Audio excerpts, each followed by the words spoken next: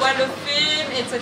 Donc en fait, il va y avoir des noms qui vont être rajoutés, et c'est le but, hein, sous toutes les listes.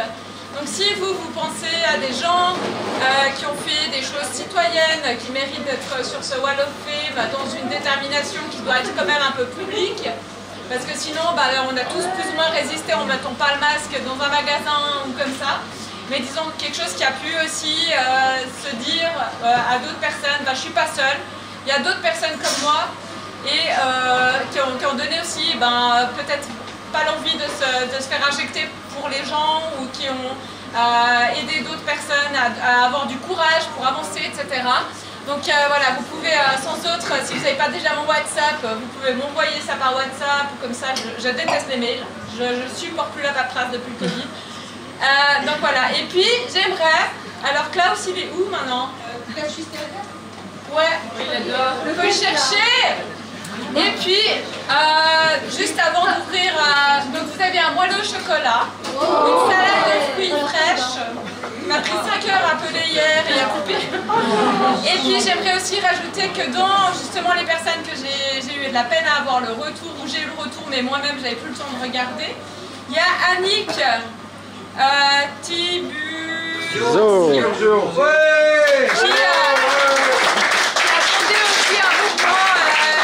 un mouvement citoyen qui est déjà aussi venu faire des réunions ici, le mouvement 1291.1.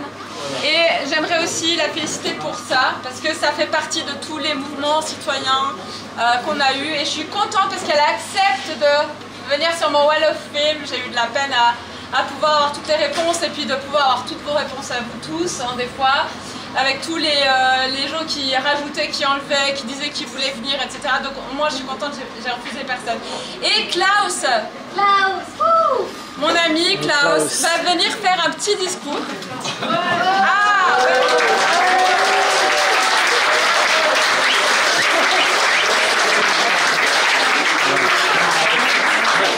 mais c'est une phrase, et en anglais on dit « Never give away an inch ». Ne lâchez pas un seul bout par rapport à vos droits. Ne lâchez pas un seul bout par rapport à nos droits. Je pense que c'est très important. Si l'expression libre est en danger, on risque d'aller directement vers l'enfer. Je pense que c'est très grave. C'est tout ce que je voulais dire.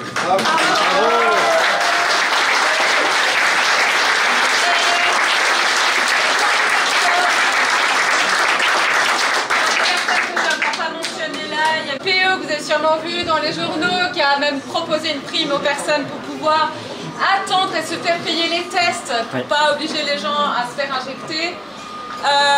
Il y a aussi une personne qui est peut-être pas là ce soir, mais qui a refusé dans l'opéra, donc l'orchestre philharmonique de Genève, de jouer avec des gens qui étaient discriminés. Il y a un tas de restaurateurs qui m'ont appelé, qui m'ont dit on ne peut pas faire comme toi, mais par contre on n'a pas ouvert l'intérieur de nos restaurants pour que tout le monde soit en terrasse, ou on a réservé la terrasse que pour les non injectés. Alors quand il faisait beau, les gens ils avaient envie de sortir, prendre une table au soleil pour fumer leur clope, et puis le gars il fait je suis désolé, vous êtes injecté, vous pouvez pas.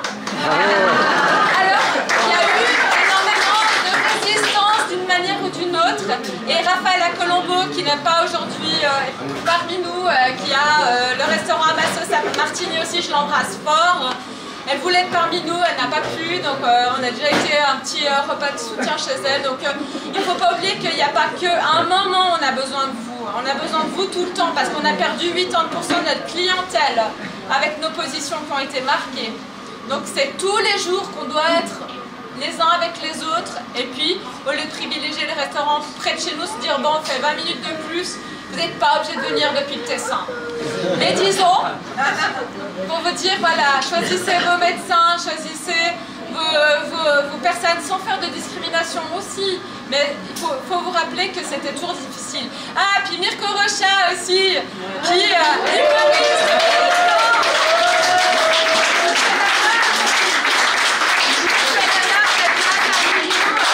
Et lui aussi, ben voilà, comme Myriam, qui s'est fait aussi interdire a perdu des occasions, qui est encore discriminé aujourd'hui. Donc tous les jours, il faut être présent pour ces gens-là. Et je remercie particulièrement aussi Yves Pléguer qui m'a donné un fier coup de main pour le lancer. Alors je ne sais pas si vous pensiez rester à l'apéritif, mais tout le monde a eu peur de manquer de pain. Donc ça va, j'espère que vous êtes repus. Merci. Merci.